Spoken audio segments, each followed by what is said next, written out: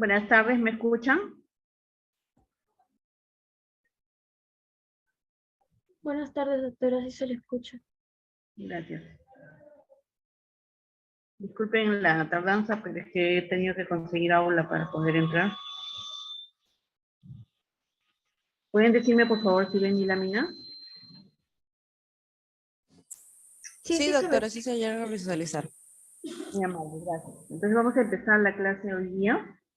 Es sobre enfermedades bronquiales. Vamos a tratar las principales enfermedades, que es el EPOC y el asma. Vamos a hablar un poco de epidemiología, clasificación y su fisiopatología. Un poco hablando de EPOC, para que vean ustedes cómo está modificándose la pirámide de edad y la distribución por sexo, encontrando que hay mayores que gente adulta, ¿no? Y entonces vamos a encontrar mayores enfermedades que tienen las personas adultas. Y entre ellas, una de las enfermedades crónicas es el EPOC, tanto en hombres como mujeres, como las primeras causas de enfermedades en personas mayores, y también en países en vías de desarrollo y en países desarrollados. El EPOC, ¿qué cosa viene a ser? Viene a ser una limitación del flujo aéreo. Y para saber si hay una limitación del flujo aéreo, tengo que haber justamente una prueba donde me evalúe el flujo aéreo, que es la espirometría. Entonces, en la espirometría yo voy a tener un valor que es el volumen respiratorio forzado primer segundo entre la capacidad vital. Y eso normalmente es el 70% o menos de, o 0.7. Entonces, cuando es menos de 0.7 o menos del 70%, entonces yo puedo decir hay una limitación del flujo aéreo. El EPOC clínicamente tiene varias formas de comportamiento.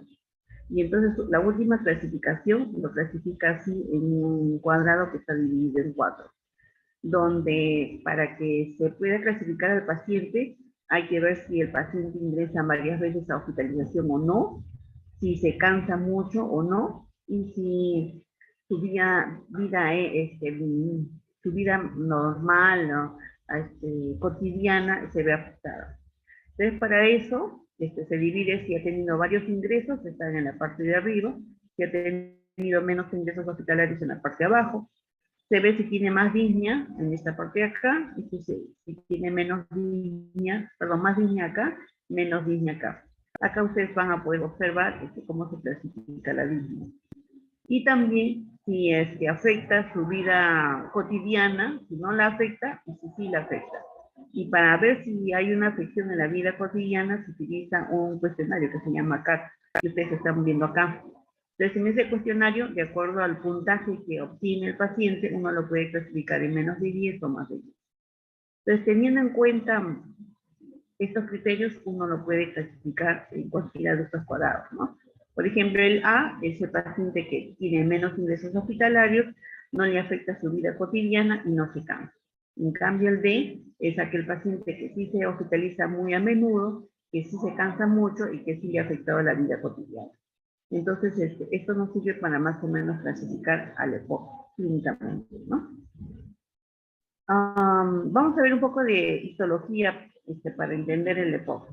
En la histología vamos a ver, acá está el epitelio, caracterizado por las células cilíndricas ciliadas. Después tenemos a la membrana basal, que es la que está acá. Miren ustedes que también los macrófagos se encuentran como primera línea de defensa a nivel del epitelio. Luego tenemos a la lámina propia, ¿no? Donde se va a conjuncionar las células que van a producir inflamación, o si no, denominado matriz extracelular. Luego tenemos la muscular y la submucosa, donde se encuentran principalmente las células que van a producir moco. Y en el alveolo está caracterizado por el epitelio cilíndrico también ciliado, que es los neumocitos de tipo 1, y también tenemos a los neumocitos de tipo 2, que son los que van a producir la sustancia surfactante, y también encontramos al macrófago como célula principal de la inmunidad, ¿no? Y las células epiteliales son importantes porque van a intervenir también produciendo mediadores inflamatorios si es que hay una norma, ¿no? Entonces, ¿qué pasa cuando hay un elemento nocivo, como por ejemplo el humo del cigarrillo? Va a haber un engrosamiento de las vías aéreas y va a haber también producción de moco. Entonces, lo primero que va a ocurrir es de que la molécula del tabaco va a ser captada por el macrófago y el macrófago va a eliminar citocinas proinflamatorias que van a estimular la inmunidad innata y la inmunidad adquirida. La inmunidad innata atrayendo al neutrófilo y la inmunidad adquirida atrayendo al linfocito T, diferenciándolo en linfocito T CD8. Luego, estas células van a producir sustancias, por ejemplo, las percolinas y granzimas, produce el linfocito TCD8 para destruir al bronquio o al alveolo. El neutrófilo que va a tener proteasas que van a destruir la elastina, que es parte de esta matriz extracelular, con esta enzima, y también metaloproteasas también que son proteasas que van a destruir la matriz extracelular, ¿no?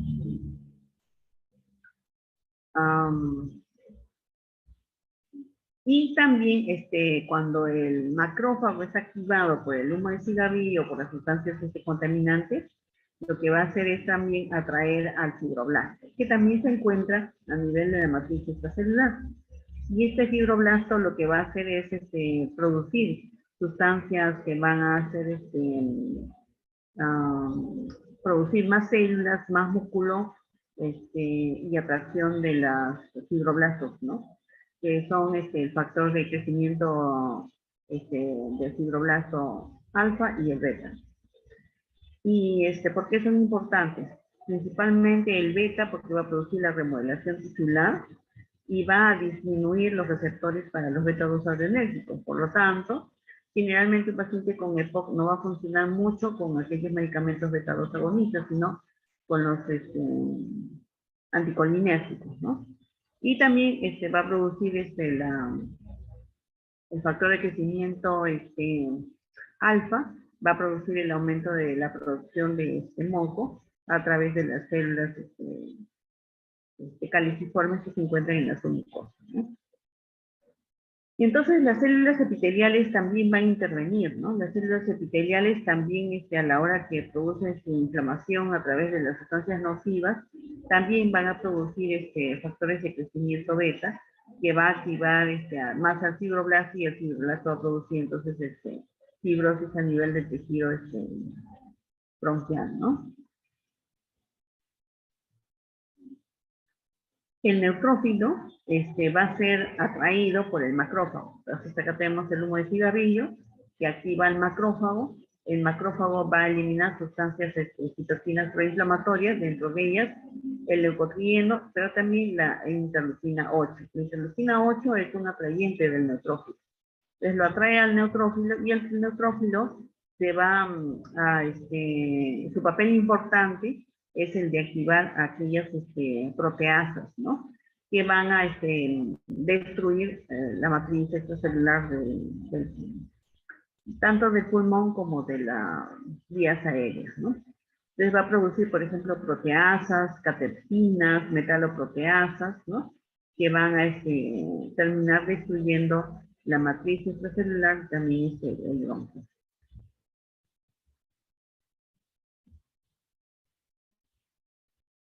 El macrófago también es muy importante, porque ya hemos dicho, ¿no? De que primero la primera célula que se encuentra a nivel del árbol bronquial y también del alveolo es el macrófago. Y es el que va a producir la estimulación de estos macrófagos, van a producir citocinas proinflamatorias que van a atraer al neutrófilo, pero también va a atraer a las células de la inmunidad adquirida, como el linfocito T.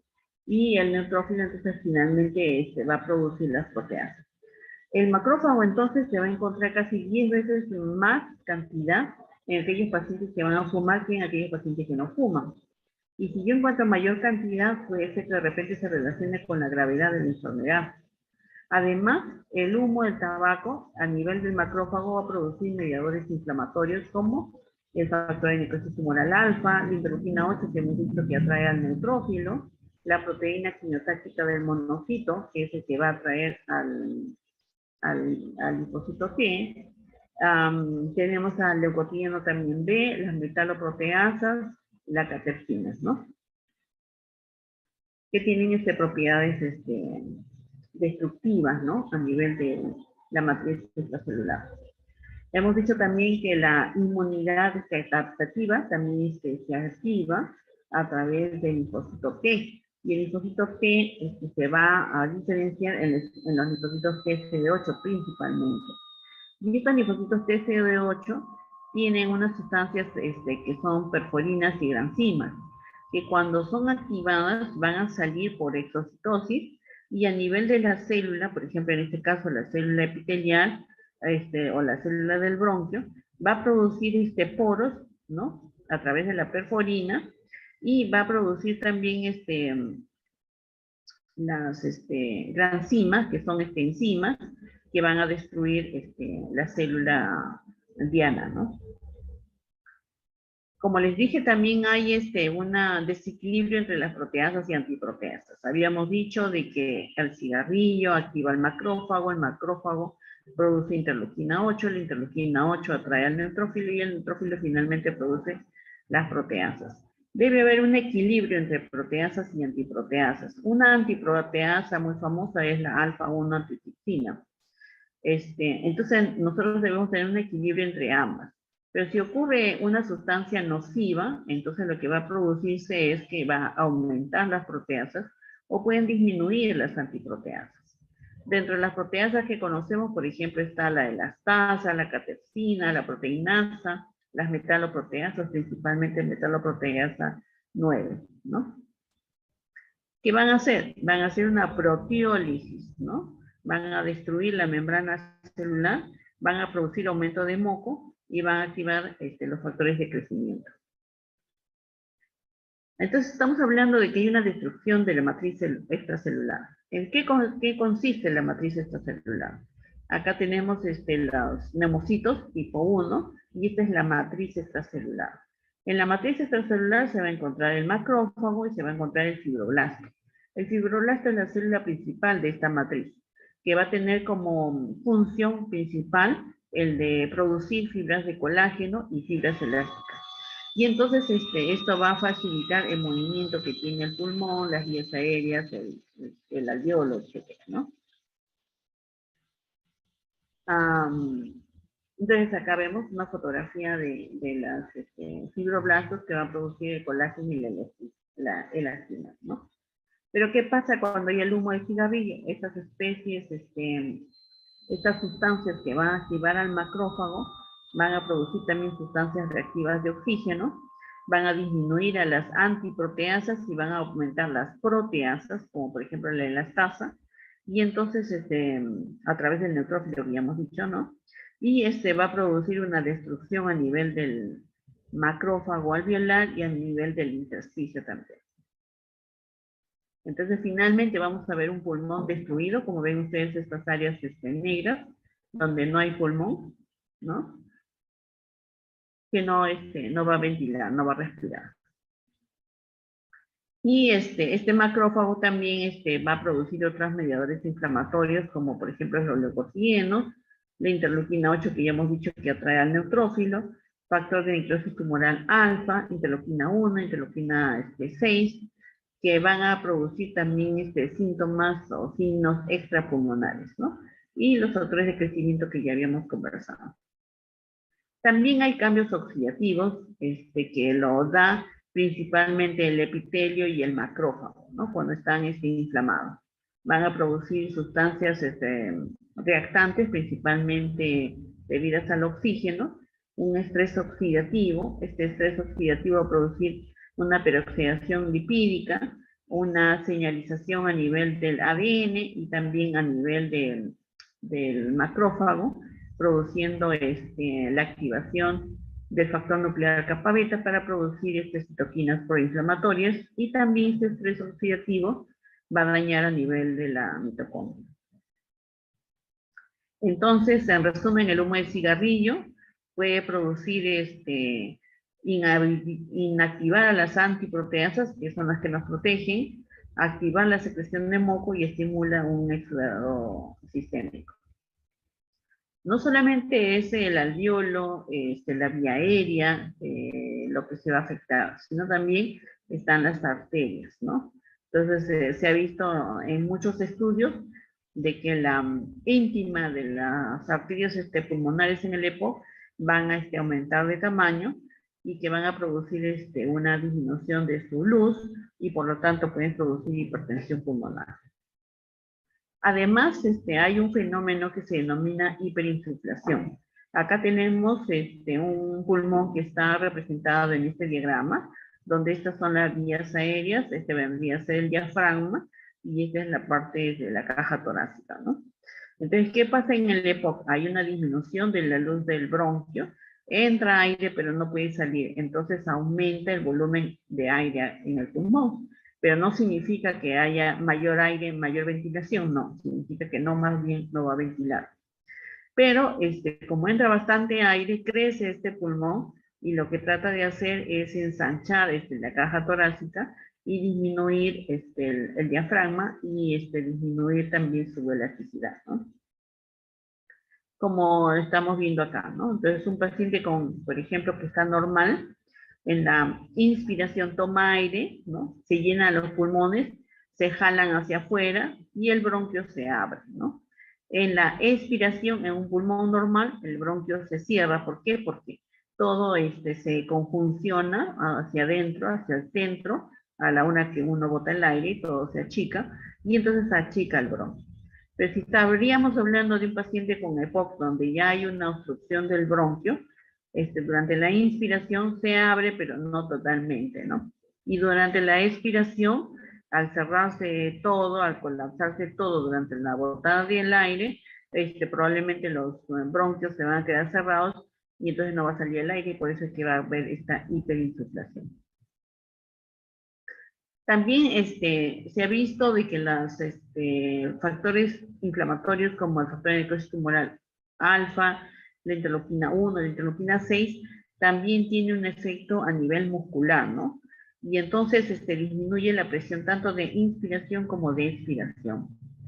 Miren ustedes, esta es una persona antes de su diagnóstico de EPOC, una persona fumadora probablemente, y después como los cambios no solamente es a nivel del pulmón, sino también sistémicos. Y se cree que es por los factores, las citoquinas proinflamatorias, ¿no? Que van a producir depresión, osteoporosis, anemia, diabetes, etc. Entonces ya habíamos dicho de que como disminuye sus receptores para las terminaciones alfa-adrenérgicas, se utiliza para el tratamiento los anticolinérgicos, ¿no? Principalmente. Vamos a ver algunas diferencias entre el EPOC y el asma, ¿no? Hemos dicho de que el EPOC, las células principales son el macrófago, el neutrófilo y las células TCD8. En cambio, en el asma, las células principales son los eosinófilos, las células T, pero las células TCD4, especialmente las TH2. En relación a las citoquinas proinflamatorias, en el EPOC es fundamental la interleuquina 8 que va a traer al neutrófilo, pero también está el factor de necrosis tumoral alfa, la interleuquina 1 y la interleuquina 6 que tienen que ver con el proceso inflamatorio sistémico. En cambio, en el asma, las interleuquinas que están involucradas, está el interleuquina 4, la interleuquina 5, que es un quimoatrayente el eosinófilo, y la interleuquina 13, ¿no? Estrés oxidativo principalmente ocurre en el EPOC. En el EPOC no solamente se va a afectar la vía aérea, sino también el pulmón, ¿no? El parénquima pulmonar y también los vasos sanguíneos. En cambio, en el asma principalmente es la vía aérea. Entonces, en el asma, ¿qué ocurre? También es un proceso inflamatorio, es crónico, es una enfermedad que no se cura y es una enfermedad que también es de tipo inflamatorio y que va a tener células inflamatorias como por ejemplo los mastocitos, los eosinófilos, las linfocitos TCD4, especialmente los TH2, los basófilos, los neutrófilos y las plaquetas. ¿Qué estructura se va a afectar? Generalmente el músculo liso, principalmente el músculo liso. Y hay mediadores inflamatorios como la histamina, leucotrienos, prostaglandinas, adenosina, endotelina, el óxido nítrico. El asma es una enfermedad multifactorial. Pueden haber factores genéticos, pero se ha determinado de que hay muchos genes involucrados y por lo tanto no se le puede achacar a una sola gen esta enfermedad. También hay factores ambientales, ¿no? Por ejemplo, la dieta rica en carbohidratos o los pacientes obesos tienen más asma que los no obesos. O aquellos expuestos al humo de tabaco también pueden tener más asma que aquellos no expuestos, ¿no? Entonces, tienen que ver mucho el epitelio, tienen que ver mucho los macrófagos, tienen que ver también aquellas células de la inmunidad adquirida como los linfocitos T y los linfocitos B que van a producir los anticuerpos, especialmente inmunoglobulina E. El asma se clasifica de dos maneras, ¿no? El asma alérgica y el asma no alérgica. Vamos a hablar del asma alérgica. En el asma alérgica debo tener un alergeno. Puede ser, por ejemplo, no sé, el polen, puede ser de repente la abeja, puede ser de repente un medicamento, ¿no? Pero especialmente el perrito ni el gatito intervienen en esta patología.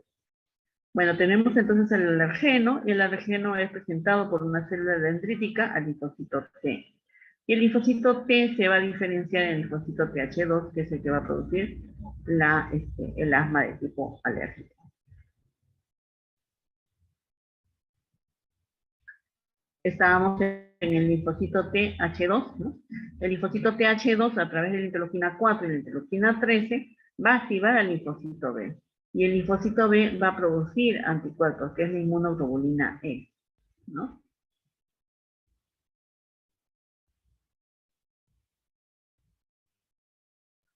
Miren ustedes acá, estamos en la inmunoglobulina E, que va a activar al mastocito, y el mastocito va a liberar sustancias inflamatorias. Pero como les dije, el 80% del asma generalmente es de tipo alérgico, pero hay un 20% de asma que no es alérgico, que es producida por la polución, la contaminación ambiental, por microbios, etcétera, ¿no? Hace poco hice una charla sobre contaminación ambiental y se pudo ver que había muchos estudios durante muchos años en los cuales se asociaba mucho la contaminación ambiental y la exacerbación y también el origen del asma, ¿no? Entonces vemos cómo actúan tanto el macrófago, las células natural killer, al igual que algunas citoquinas proinflamatorias para producir también eosinofilia y inflamación del tejido bronquial.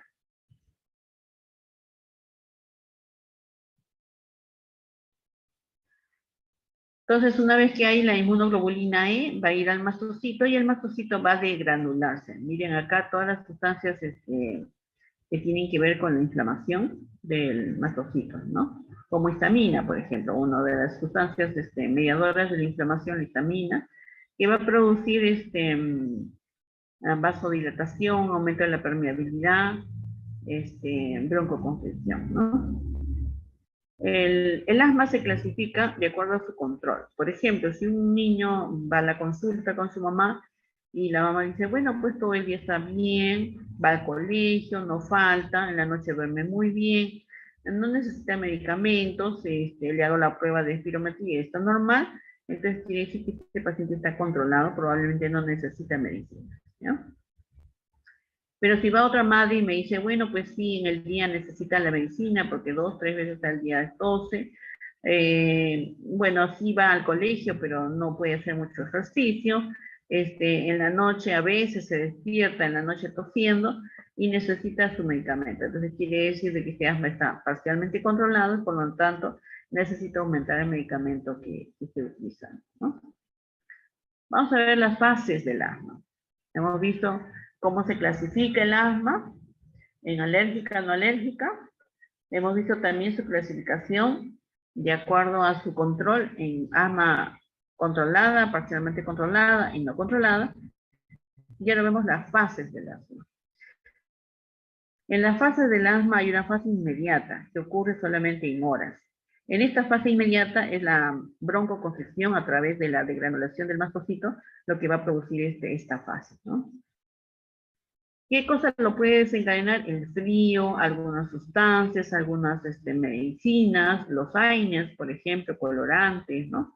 El susto, la ansiedad también lo puede producir. Entonces tenemos el alergeno, tenemos el mastocito se degranula, produce sustancias mediadores de inflamación y esto va a producir aumento de la permeabilidad capilar, vasodilatación y broncoespasmo. En esta primera fase, entonces, el tratamiento sería un broncodilatador porque estaba produciéndose un broncoespasmo, ¿no? Lo mismo, estamos viendo lo mismo. Y este es para decirles cómo es que por ejemplo, el beta-2 agonista va a producir una inhibición de la fosfodiesterasa y por lo tanto se va a producir una broncodilatación. La fase tardía del asma está mediada más por la inflamación del eosinófilo, ¿ya? Es más tardía porque ocurre en más horas.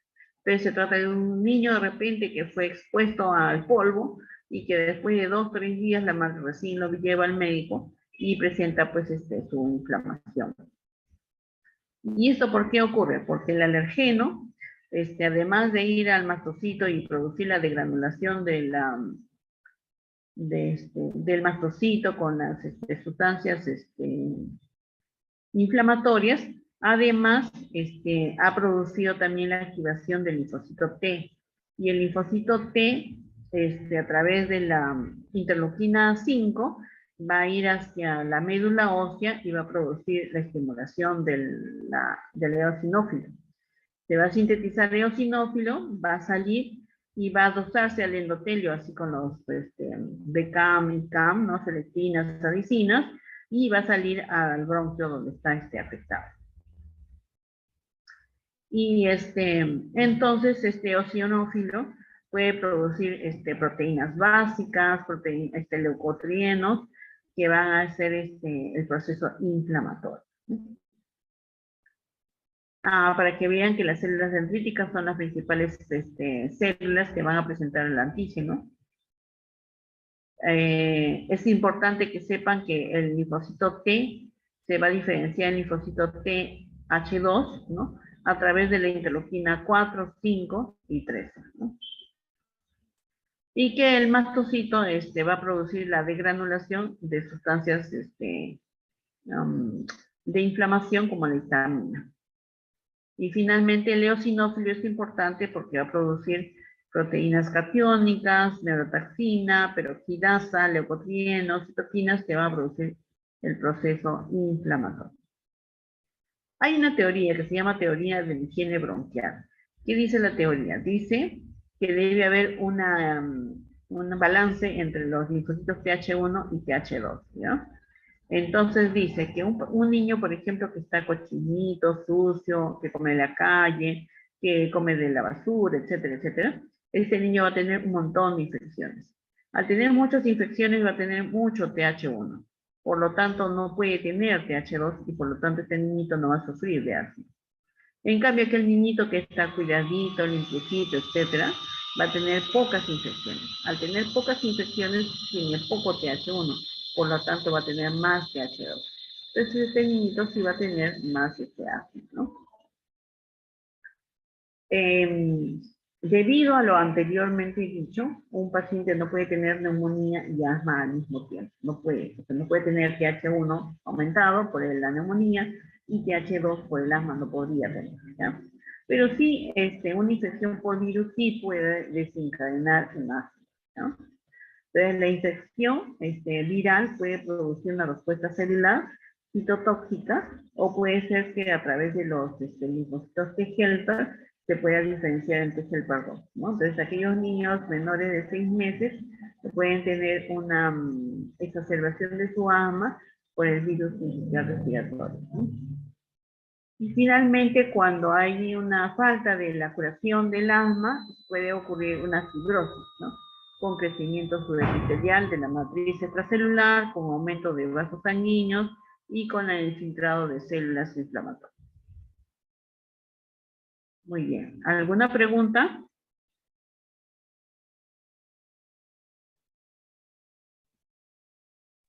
Ninguna, doctora, todo claro. Sí, dime, doctora.